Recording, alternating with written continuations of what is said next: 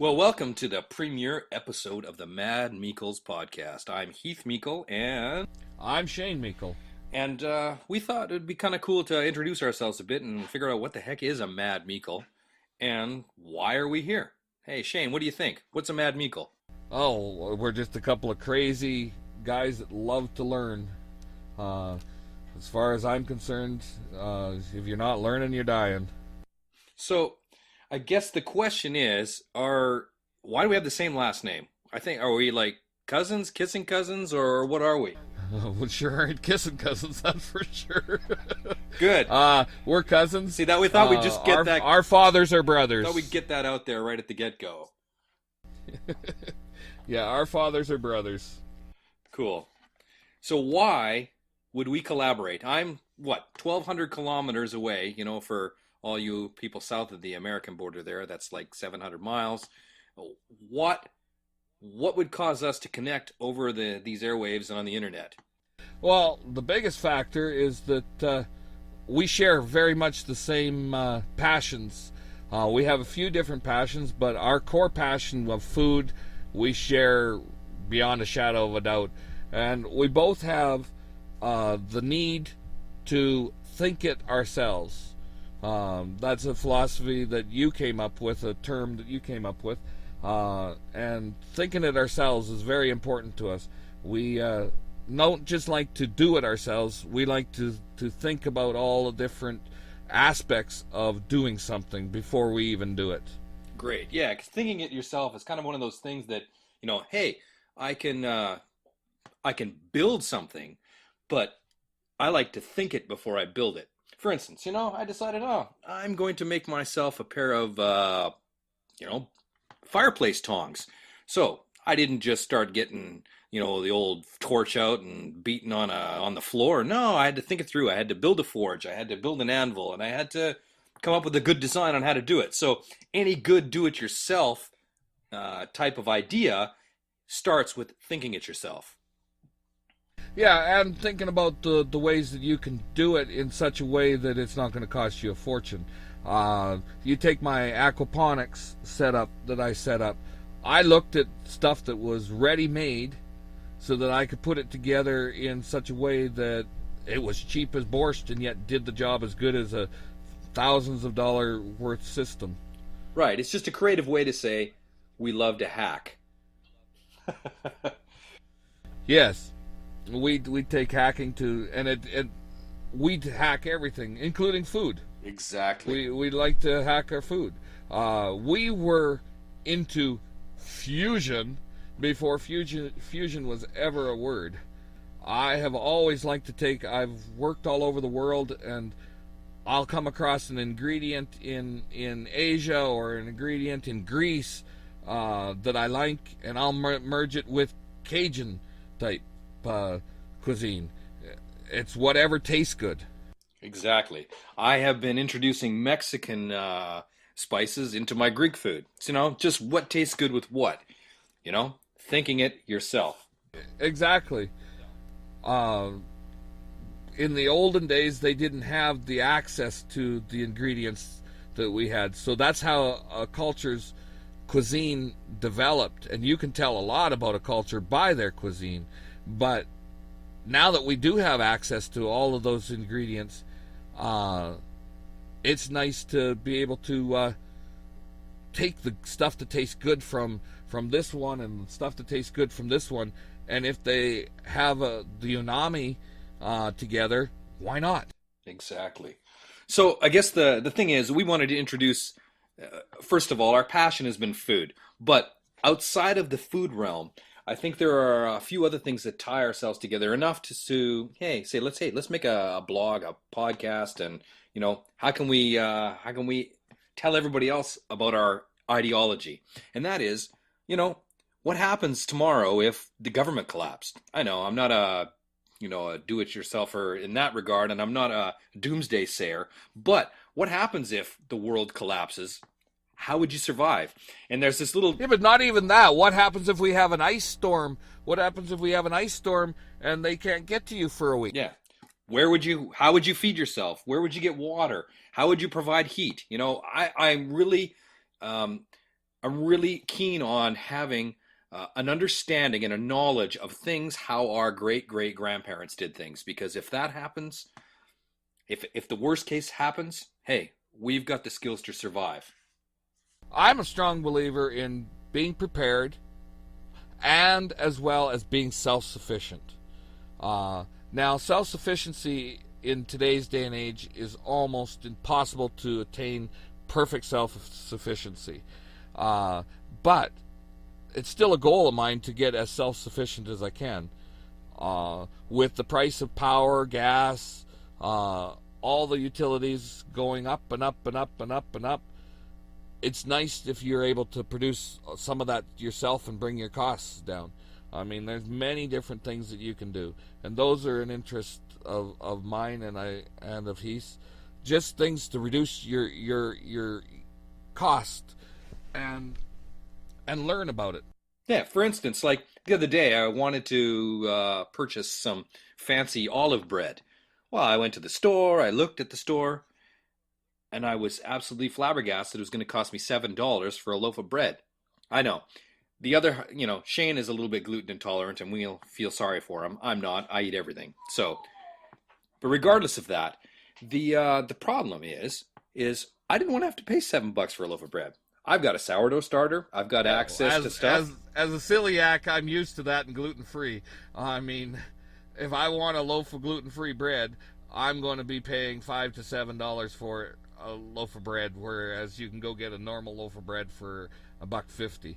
I mean, I'm used to that, having to pay. That's one of the other things is I'm not willing to pay it, so I learned to make stuff myself. Exactly.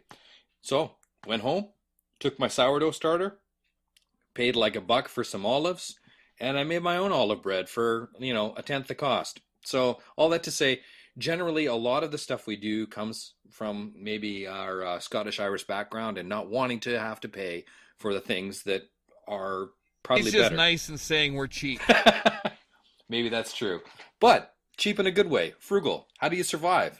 Cost seems to go up and my pocketbook doesn't expand as much as the way costs go up. So how can we think it and do it ourselves? So I guess it comes down to our next area is in order to accommodate these things, to think it yourself, to do it yourself, what are the, maybe we'll start with kitchen items, what are the essential tools that you need in order to accomplish this? Shane, what's your top 5 tools? Even top 2 tools? Well, I'll say my top 3 tools. The most important thing in the kitchen is knife. You can't do anything in the kitchen without a knife. And I will say that there's 2 knives that you must be in everybody's repertoire. And that's a good chef's knife and a good paring knife. Now, you don't have to have the most expensive knife. I'll tell you right now, both Heath and I have a very expensive set of Henkel 5-star knives. But you know what? I use my OXO knife more than I ever used my Henkel knives. It's a beautiful blade. It's well balanced. It sharpens nicely, holds an edge, and I don't have to fiddle-faddle around with it. One of the things about the Henkel knives is they are harder than other knives, so it's harder to put an edge on them. They'll hold the edge, but it's harder to put an edge on them. So I like a knife I can just run through my steel and have it sharp as a tack and slice what I need to slice. And if you had to, the chef's knife is the most important knife. But if you can have 2 knives, a good paring knife to deal with vegetable is an essential. The second thing that you have to have is a good piece of cookware. Now, in my opinion, there's no better piece of cookware than a cast iron skillet. I have a 1940s made cast iron skillet that is so well seasoned that an egg slips and slides in there. So why go out and get yourself non-stick and have to worry about scratching it and the like, when a good cast iron frying pan carries the heat, holds the heat, and is essential. And so Heath, what are your couple of items. Well, yeah, I agree with you definitely on the knife. I may disagree with you slightly on which particular knives you need. For me, I've got like I said, a brilliant set of Henkels knives, but I also have a couple of good Japanese knives, hand forged suckers, and they are awesome. And I've got this one that is kind of a combination vegetable slicer slash boning knife, and I use that thing for absolutely everything. Everything. But that's sort of like the paring knife. Well, no, it's more. It's more. I use it more as the chef knife. With the tip on it, I use it as the paring knife. The next one that I have is I use my Henkels boning knife, pretty much second to the Japanese knife. So for me personally, and this is all preference, basically a good knife, one that you can cut meat with, one that you can cut vegetables with. And the second thing, I don't use cast iron myself, but I've got a decent like Dubai carbon steel pan. That my kids got me for Christmas a few years ago. And, it's not the super thin something that you get at the dollar store. It's, it's a good, probably 3/16 of an inch thick. It was covered in wax when I got it. I had to heat it. And that thing acts like cast iron as far as the heat conductivity. I can go from the stovetop to the barbecue to the oven. I use that for everything. Right, you basically have to keep it seasoned too. Exactly. Just like a good wok, you would have to keep seasoned. Exactly, and I've got a good patina on that. I can fry an egg on that sucker every single morning, and it doesn't stick. It is to die for. The biggest difference between that pan and the cast iron pan is that the cast iron pan will hold the heat better. Correct. Yep. But otherwise, if you can get a good seasoning on it, they're both the same in that aspect. It's a steel pan, not a stainless steel pan. Correct. It's carbon steel. It will rust. You have to treat it. You don't wash it with soap. Otherwise, you destroy the finish on it. You treat it just like cast iron. Exactly. So, yeah, those are my... One of these days I'll get... Go ahead. One of these days I'll get Heath the cast iron pan. I have 2 or 3 of them, actually. He'll never go back. Oh, fun times. It's just like our grandmother. I could never think of of our Grandma Meikles ever cooking an egg in anything but a cast iron pan. Of course, because it had to have a rasher of bacon in there as well. Yeah, it cooked in a cast iron pan with bacon. With bacon fat. So let me to get back to the essential tools. Why did you start doing it yourself, thinking it yourself? I don't know. For me, it was living overseas, and what started me thinking along this whole train of ideas was the fact that I lived in Greece and I couldn't get good bacon, but I had access to pork belly, ultra dirt cheap. So I did some research and figured out how to make my own bacon, and so that's what started me along this train of events that has led to this, say, initial podcast. So what about you, Shane? How did you... Well, me, I'm just contrary to... I always have to be contrary. But speaking of the working overseas, I worked in places that you couldn't get bacon, period. And I had already knew how to cure because... from the other side, I learned a lot of curing stuff from my grandma Shane, but I've taken all of her basic recipes and have changed them all to my liking. But the basics came from my grandma Shane on sausage curing and the like. And then when I was growing up, I lived in Mennonite country where everybody made their own sausages and the like. And that was a big influence on me as well. And even to this day, my favorite sausage is Mennonite farmer sausage. But I've always been, when I was a kid, I always was into alternative energies and things like that and what can be done. And I have a library of over 1,000 books of that type of doing it yourself, thinking it yourself. And because buying something, especially today, buying something doesn't mean that you're getting a superior product. Today everything is so mass produced and turned out to make the maximum amount of money off of it that it doesn't last. So if you can build it yourself, you can build it so it does last. Yeah, so that's kind of what our desire was for this introductory podcast, was just kind of to give you an idea of, who we are, what kind of rednecks we are, if you want to use that term, and why we do this. My father calls me a high-tech hillbilly. Well, and I would concur with that. Definitely a high-tech hillbilly. So, we like to read, we like to experiment, in the kitchen, out of the kitchen, and that's our desire, is to try and pass some of our, fumblings and ramblings on to you guys so that you can do the same thing. Now, if we get into a little bit more of the kitchen stuff, if we were to leave the actual core cooking utensils, and we were to go into something more along the line of meat preparing, what would you say would be your essential pieces there? To prepare meat? Oh, absolutely, it would be... To prepare meat for long term. I mean, I'm not talking about a roasting pan, that type of thing. I'm talking about long term, like for making bacon and making that type of thing. Well... sausages. Yeah, first of all, you need a... charcuterie. Yeah, you need a good grinder. You need something... you can go and get those old school $10 ones that they work good. You just got to make sure your meat's cold. Clamp them onto the side of your desk and away you can go.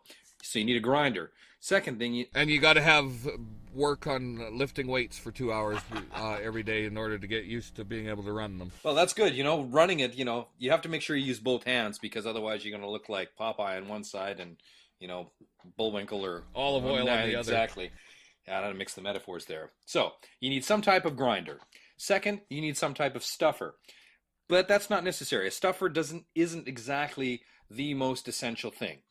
You can take and or you can make sausage patties, or you can use saran wrap and make your own sausage, freeze them, and there you go. So it's not the end of the world, but a good sausage stuffer is nice up there as well. Then you just need a place to cure them. Sometimes that's a refrigerator. I make pancetta sometimes, and it's rolled and it's hung in my in a different freezer that I have. So, or fridge rather, that I have. See, I agree with everything that you said there, but I would add one additional item to it, and that would be a smoker. Well, we were getting there. Well, I have a couple of smokers. Just a few. So. And a few barbecues as well. But yeah, I have 21 smokers and barbecues. I'm a barbecue smokerholic. I have a problem and I know it. I need to find a support group. Yeah. How much bacon do you smoke a day, right? Exactly. As much as I can roll and get into a joint. So then, I don't know. For me, I've got a good oven top smoker. Also, there's ways you can do it on your barbecue. I'm in the process right now of maybe in a future podcast we can roll through that, but turning an old filing cabinet into a smoker. So, and I've turned an old 1950s refrigerator into my favorites, the best. But I'll tell you, my favorite smoker anymore is the simplest one, and that's my little pellet smoker. You remember that? Oh yeah, the using of that. Yep. It's simple. It's 12 volt. I mean, and it just takes. You can get standard pellets in most barbecue places, and you just put them in there, and you can smoke, and then deal with it however you want to cook it. Afterwards, you can roast it. You can do whatever, and it's easy to cold smoke with it. Now, describe that for somebody who doesn't know what cold smoking is. Cold smoking is producing smoke without the heat, because if you're doing something like a cheese, correct, yeah, something that would be destroyed by heat, right? And some fresh sausages, you want to smoke them without them being cooked, because you want to cook them in a certain way. Let's say you want to do a smoked bratwurst. Well, you need a bratwurst. You do not want to cook with direct heat. You want to poach it first. before you that sets the whole tone of the sausage. If you were to cook it with hot smoke, all the fats would come out of it, and it would be destroyed. It wouldn't be necessarily destroyed, but it wouldn't be a bratwurst. A bratwurst has got that distinctive look and feel mouth feel to it that is created by the poaching rather than by the and then you can grill a bratwurst after, but you got to create that mouth feel. In other words, first. you got to congeal all the fat and the meat and basically homogenize it inside the sausage before you can grill it. That's correct. And cold smoking allows you to do that. It allows you to smoke cheese without the cheese all melting into a blob at the bottom of the smoker. Now, essentially what we're getting at is some of our favorite cooking techniques, and they revolve around ancient traditions and of preserving. So we'll probably talk a lot about smoking because it is a traditional way of preserving meat that has been for forever, as long as man has eaten meat. The second thing that we haven't really delved into, but I would rate right up there with smoking and meat curing, is that of cheese making. How do you take a milk from an animal, a mammal, and produce something edible that lasts longer than 3 days or so, and the same principles apply to many things. Yep. The fermentation Yep. of an item to preserve it, and so you got cheese making, you've got wine making, vegetable beer making, canning of pickles, pickles, vegetables, any of those. Yeah, they all of those things rely on different bacteria and brines to help with the preserving process. They also add a lot of flavor. I mean, you couldn't call a cucumber a pickle until you've pickled it and it's sat in a brine.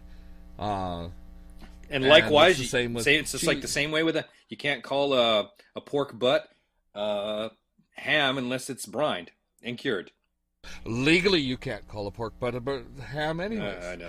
It's a picnic shoulder. Yep. But it's still a ham. Yep. You know what I mean. Bacon as well. You need I knew pork belly. Yeah. Pork belly is not bacon, but bacon is made out of pork belly. It's good. Fresh pork belly is good, properly cooked. So I guess at the end of the day, then, we wanted to impart a little bit of who we are and our desire and love for kind of a post-apocalyptic skill set, how our great-great-grandfathers survived and thrived. And how we very likely will, with the way things go, and have to do a lot more of it ourselves in the future. It's all good stuff to know and to pass on. A lot of these things, if they're not passed on, they're going to be lost arts, and it's the same thing as almost anything.